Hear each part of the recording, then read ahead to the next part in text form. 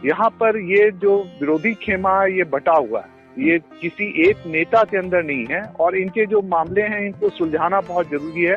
और कैप्टन अमरिंदर सिंह भी एक मतलब काफी पुराने नेता हैं, उनके नेतृत्व में कांग्रेस ने विधानसभा का चुनाव जीता, लोकसभा का चुनाव जीता, अभी लोकल इलेक्शन जीता। तो अमरिंदर सिंह के पास अपना समर्थन भी है, जमीनी स्तर के नेता हैं, पूरे राज्य स्तर पर उनकी पहचान है। तो ये हाई कमांड के लिए बहुत ही पशोपेश की स्थिति है कि वो किस तरह से अमरिंदर सिंह को और विरोधी खेमे को एक साथ ला सके ताकि चुनाव के समय में एक रूपता नजर आए।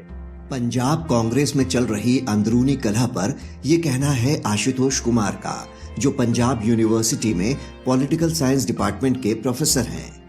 नमस्कार, आज है बुधवार 23 जून और आप सुन रहे हैं डेली न्यूज कास्ट। पूरी बात सुनते हैं कुछ देर में, उससे पहले एक नजर इस वक्त की बड़ी खबरों पर। केंद्रीय स्वास्थ्य मंत्रालय ने डेल्टा प्लस वेरिएंट को पहले घोषित किया वेरिएंट ऑफ इंटरेस्ट, कुछ वक्त बाद ही बताया वेरिएंट ऑफ कंसर्न। कहा देश में ला सकता है तीसरी लहर। अब तक मिले 22 मामले, भारत समेत 9 देशों में पाया गया है ये वेरिएंट। वहीं अमेरिका के बाद भारत दूसरा देश जहां संक्रमण के 3 करोड़ से ज्यादा मामले। देश में सोमवार को 85 लाख से अधिक लोगों के रिकॉर्ड वैक्सीनेशन के बाद मंगलवार को यह संख्या गिरकर 53 लाख हुई। वहीं अमेरिका में 30 साल से अधिक उम्र की 70% आबादी को लगी वैक्सीन की कम से कम एक खुराक। उधर केंद्र सरकार ने कहा वैक्सीन की 2 डोज ले चुके वे बुजुर्ग जिन्हें कोई और गंभीर बीमारी नहीं निकल सकते हैं घर से बाहर, पर कोविड नियमों का करना होगा पालन। भीड़ भाड़ वाली जगहों पर जाने से बचें। पश्चिम बंगाल में बढ़ी बीजेपी की मुश्किलें, अपने ही नेताओं ने उठाया बंटवारे का मुद्दा। उत्तर बंगाल और दक्षिण बंगाल के सांसद लगातार कर रहे राज्य को 2 हिस्सों में बांटे जाने की मांग। टीएमसी ने बनाया मुद्दा, बीजेपी पर लगाया बंगाली अस्मिता को बांटने का आरोप। यूरो 2020 में डेनमार्क ने रूस पर 4-1 से हासिल की जीत, नॉकआउट राउंड में बनाई जगह।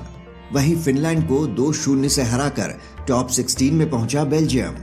उधर साउथहैम्पटन में भारत और न्यूजीलैंड के बीच खेले जा रहे वर्ल्ड टेस्ट चैंपियनशिप फाइनल के 5वें दिन 249 रन पर सिमटी न्यूजीलैंड की पारी। भारत ने 2 विकेट खोकर बनाए 64 रन, हासिल की 32 रनों की बढ़त। अब खबरें काम की। दिल्ली सरकार ने घोषित किए 9वीं और 11वीं के नतीजे। छात्र शिक्षा निदेशालय की वेबसाइट पर देख सकते हैं रिजल्ट। यमुना एक्सप्रेसवे के तीनों टोल प्लाजा पर फास्ट टैग सुविधा शुरू। टोल प्लाजा पर दोनों साइड के 2-2 लेन किए गए फास्ट टैग वाली गाड़ियों के लिए आरक्षित। आज का सबसे बड़ा न्यूज पॉइंट है, क्या पंजाब के मुख्यमंत्री कैप्टन अमरिंदर सिंह के असंतुष्ट विधायकों को मनाने से सुलझ जाएगा मसला, या अभी बाकी हैं कई पेच? पूरी तस्वीर समझने के लिए बात करते हैं पंजाब यूनिवर्सिटी में पॉलिटिकल साइंस डिपार्टमेंट के प्रोफेसर आशुतोष कुमार से।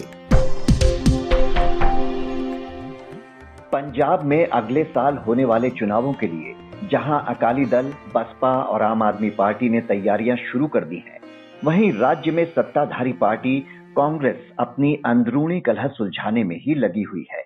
इसी सिलसिले में 20 दिन के अंदर एक बार फिर दिल्ली तलब किए गए मुख्यमंत्री कैप्टन अमरिंदर सिंह से असंतुष्ट विधायकों को जल्द बनाने को कहा गया है। मसला सुलझाने के लिए बनी 3 सदस्यीय कमेटी ने नवजोत सिंह सिद्धू के बयानों पर नाराजगी भी जताई। क्या मसला सुलझ गया माना जाए या अभी कई पेच बाकी है, ये समझने के लिए बात करते हैं पंजाब यूनिवर्सिटी के पॉलिटिकल साइंस डिपार्टमेंट के प्रोफेसर आशुतोष कुमार से, जो आज हमारे साथ हैं। आशुतोष जी, क्या लगता है कि इस बैठक के बाद मामला सुलझ जाएगा कांग्रेस का, या अभी ये सब लंबा खींचने वाला है?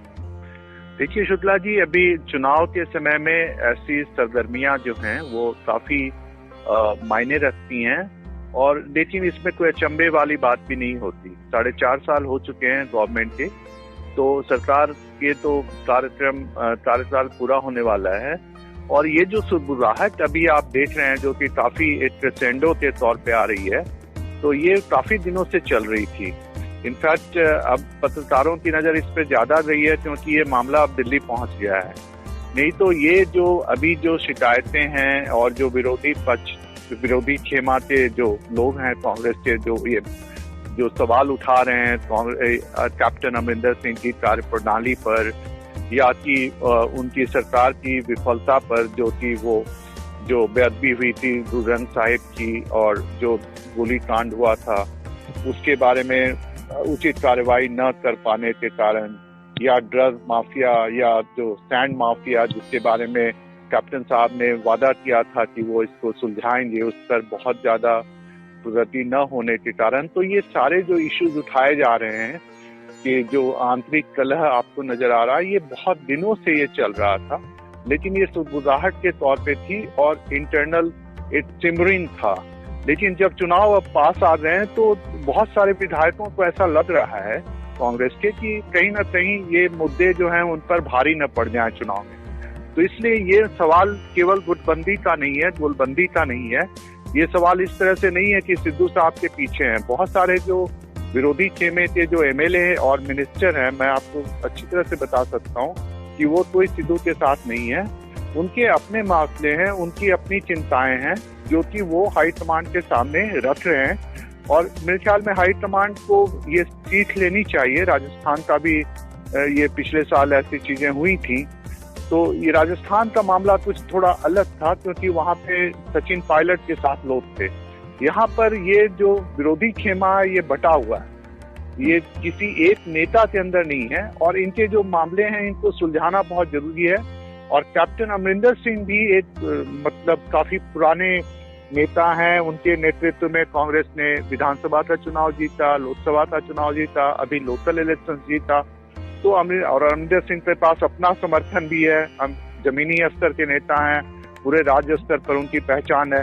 तो ये हाईकमान के लिए बहुत ही पशोपेश की स्थिति है कि वो किस तरह से अमरिंदर सिंह को और विरोधी खेमे को एक साथ ला सके ताकि चुनाव के समय में एक रूपता नजर आए। नहीं तो ये तो बहुत कांग्रेस को भारी पड़ जाएगा और ये मेरे ख्याल में आम आदमी पार्टी के लिए तो एक खुला निमंत्रण है। और आपने देखा कि केजरीवाल कल पंजाब पधार भी गए। जी, नवजोत सिंह सिद्धू को राहुल गांधी का करीबी माना जाता है, लेकिन बताया जा रहा है कि राहुल गांधी भी सिद्धू के उस बयान से खुश नहीं हैं जिसमें उन्होंने कहा था कि 2 परिवार पंजाब में फायदा उठा रहे हैं। पार्टी का मानना है कि ऐसे बयान सार्वजनिक मंचों से बोलने से बचना चाहिए। अब क्या लगता है कि सिद्धू इसके बाद अपने तेवर कुछ कम करेंगे या उनके तेवर जारी रह सकते हैं? और अगर ये मामला लंबा खिंचा तो कांग्रेस को चुनाव में इसकी क्या कीमत चुकानी पड़ सकती है? सिद्धू साहब ने तो ये भी कहा है कि वो इंतजार कर रहे हैं हाई कमांड के फैसले का, और उनकी पत्नी ने भी बयान दिया है, जो नवजोत सिद्धू जो पहले विधायक रही हैं अमृतसर से।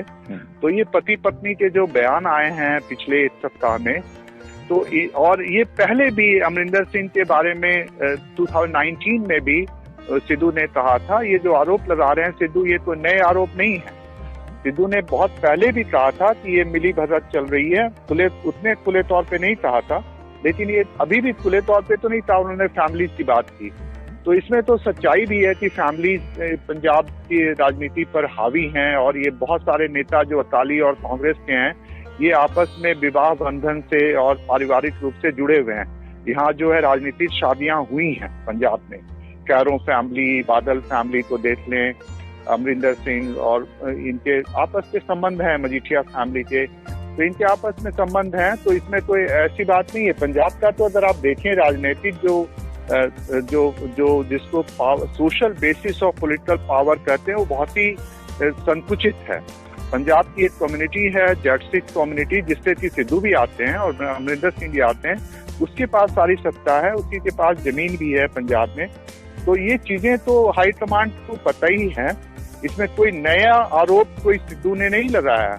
और ये वही मैं आपको बार बार कह रहा हूँ कि जो भी आरोप और जो इश्यूज उठाए जा रहे हैं, ये इश्यूज पिछले 2-3 सालों से उठाए जा रहे हैं सिद्धू के द्वारा भी, और अब कुछ और भी स्वर उठ रहे हैं कांग्रेस के अंदर, और हाईकमान ने अब इसका संज्ञान लिया है, जबकि हाईकमान को पहले भी ये मामले को देखना चाहिए था, और ये बहुत भारी पड़ सकता है कांग्रेस के लिए।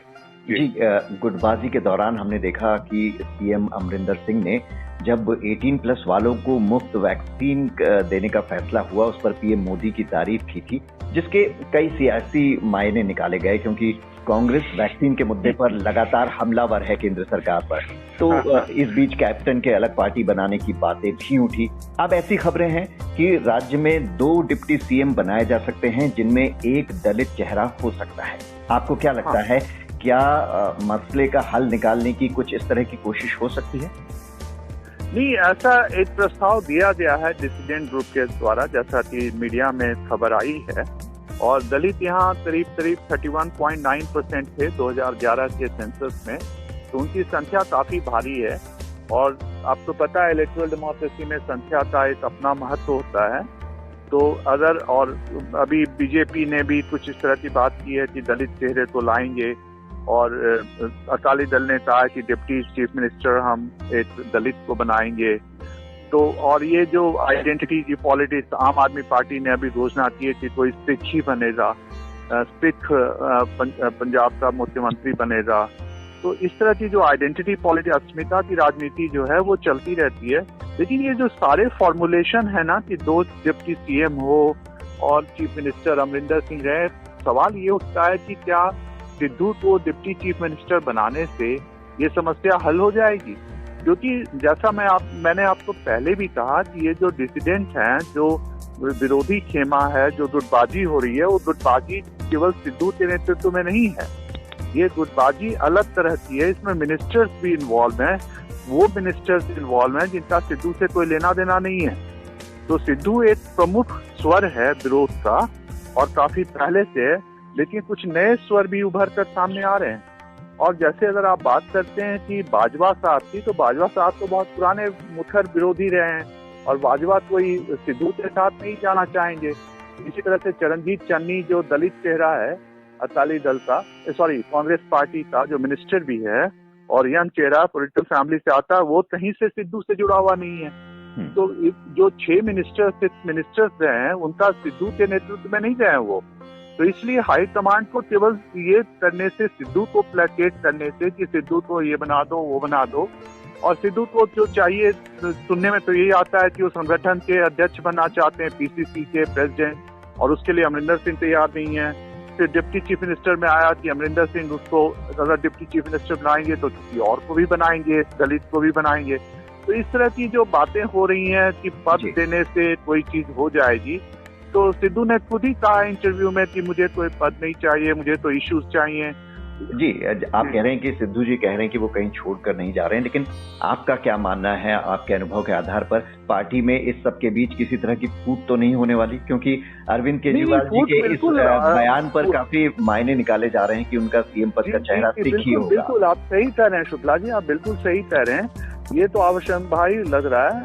अगर मान लीजिए कि इस मामले का हल नहीं निकला, इस पार या उस पार दोनों तरफ से जो भी डिसीजन आएगा, वो अगर दोनों पक्षों को स्वीकार नहीं होता है, तो जाहिर है कि जो सिद्धू साहब हैं वो तो पॉलिटिकल ग्लैडिएटर रहे ही हैं।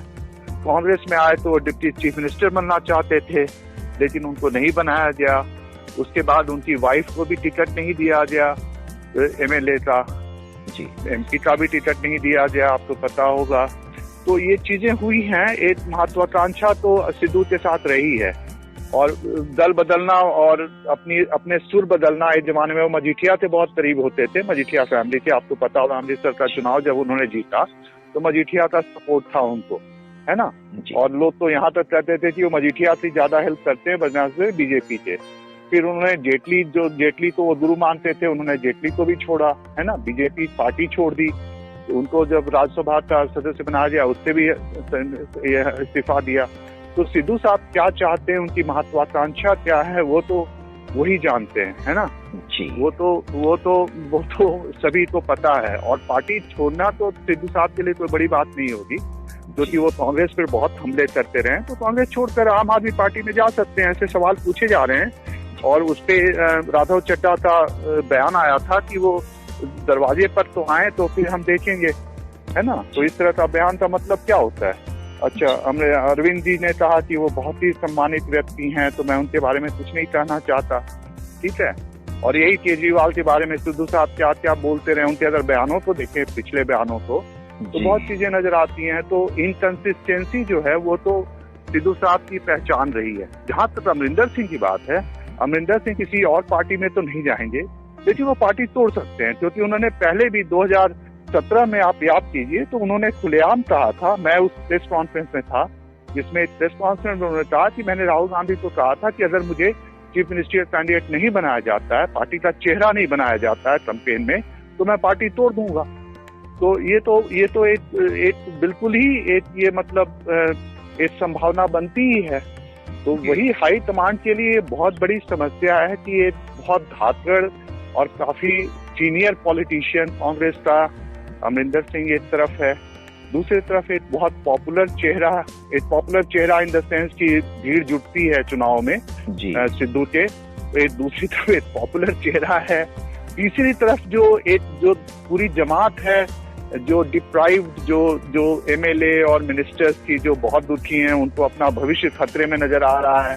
उनको लग रहा है कि क्योंकि खासकर ये जितने अभी डिसिडेंट हैं, उनको अपनी चुनावी संभावना में डर लग रहा है। उनको लग रहा है कि ये इशू उठेगा और आम आदमी पार्टी को इसको अच्छी तरह से भुना सकती है, मेरा जहां तक ख्याल है। और इसलिए भी मुझे लगता है कि केजरीवाल साहब काफी एक्टिव हो गए अचानक, है ना, क्योंकि अब आम आदमी पार्टी जो है वो मतलब they are beneficiary by default, क्योंकि वो सरकार में कभी नहीं रहे हैं और उनका जो रवैया रहा है वो एक तरह से प्रोपंथिक भी रहा है। और जैसे अब ये कहने का मतलब क्या है कि सिख चीफ मिनिस्टर बनेगा पंजाब का, ऐसा तो मतलब अकाली दल पे है, तो सवाल मतलब एक होता है कि पंथिक पार्टी है। आम आदमी पार्टी तो एक सेकुलर पार्टी है। ये कहना कि सिख जो है वो चीफ मिनिस्टर बनेगा पंजाब का, इसका क्या मतलब निकलता है ना। फिलहाल तो साफ है फिलहाल तो सबकी नजरें कांग्रेस हाईकमान पर हैं कि वो इस मसले को कैसे सुलझा। कांग्रेस हाईकमान बहुत कमजोर हो चुकी है ना, ये इंदिरा गांधी का समय नहीं है।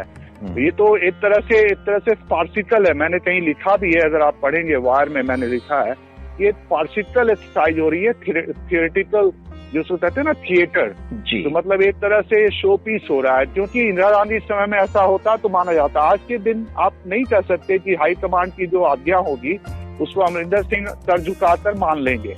ठीक है, अमरिंदर सिंह गए दिल्ली, दूसरी बार रहे हैं, इसलिए गए हैं क्योंकि उनको भी खतरा नजर आ रहा है, लेकिन ये कहना कि हाई कमांड जो भी ऑर्डर देगा वो अमरिंदर सिंह मान लेंगे, ये मेरे ख्याल में कुछ ज्यादा ही होगा।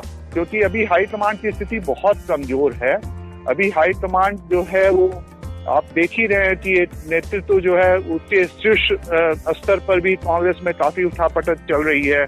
काफी नेता छोड़कर भी गए हैं और भी जा सकते हैं। और एक पंजाबी तो बचा है जहां की कांग्रेस पूरी तरह से सफलता के साथ 80 एमएलए कांग्रेस के हैं अभी 117 में। तो एक जमा जमाया स्टेट है, जमा जमाया नेता है जिसकी पहचान है अभी, और इलेक्शंस बिल्कुल सर पर हैं। तो ऐसे में ज्यादा उथल पुथल करना भी हाई कमांड के लिए बहुत बड़ी चुनौती होगी। तो मुझे लगता है कि कुल मिला जुला कर कुछ वही कॉस्मेटिक एक्सरसाइज होगी और दूसरे रेबल्स को तो सेटल करना आसान होगा, लेकिन सिद्धू साहब को प्लेकेट करना, सिद्धू साहब की मांग को मानना, ये थोड़ा मुश्किल होगा। जी। प्रोफेसर आशुतोष कुमार, हमसे बात करने के लिए आपका शुक्रिया। इस चर्चा के बाद जानेंगे शेयर बाजार और मौसम का हाल, लेकिन कहीं जाइएगा नहीं। इसके बाद बुक टॉक में सुनिए राजनीति से लेकर लोक व्यवहार तक की सीख देते आचार्य चाणक्य के महान ग्रंथ चाणक्य नीति के बारे में। सुनने के लिए नीचे दिए गए लिंक पर क्लिक करें। अब जानिए शेयर बाजार का हाल। हरे निशान के साथ खुले यूरोपीय बाजार, एशियाई बाजारों में भी नरमी का रुख। वहीं पिछले कारोबारी सत्र में मामूली बढ़त के साथ बंद हुआ भारतीय शेयर बाजार। अब एक नजर इतिहास में आज के दिन पर। 1953 में जनसंघ के संस्थापक श्यामा प्रसाद मुखर्जी का निधन। 1980 में पूर्व प्रधानमंत्री इंदिरा गांधी के छोटे बेटे संजय गांधी की विमान दुर्घटना में मौत। 1996 में शेख हसीना ने ली बांग्लादेश के प्रधानमंत्री पद की शपथ। बात करते हैं मौसम की। मौसम विभाग के अनुसार दिल्ली और आसपास के इलाकों को मॉनसून के लिए 1 सप्ताह और करना पड़ सकता है इंतजार। राजस्थान में भी धीमी हुई मॉनसून की रफ्तार। वहीं बुधवार को उत्तर प्रदेश में अलग अलग स्थानों पर गरज के साथ बारिश होने की संभावना। अब बारी सुविचार की। अमेरिकी लेखक अर्नेस्ट हेमिंगवे ने कहा था, युद्ध चाहे कितना ही जरूरी, कितना ही न्यायोचित क्यों ना हो, हमेशा एक अपराध होता है। तो ये था आज का डेली न्यूज कास्ट, जिसे आप सुन रहे थे अपने साथी अक्षय शुक्ला के साथ। बने रहिए नवभारत गोल्ड पर। धन्यवाद।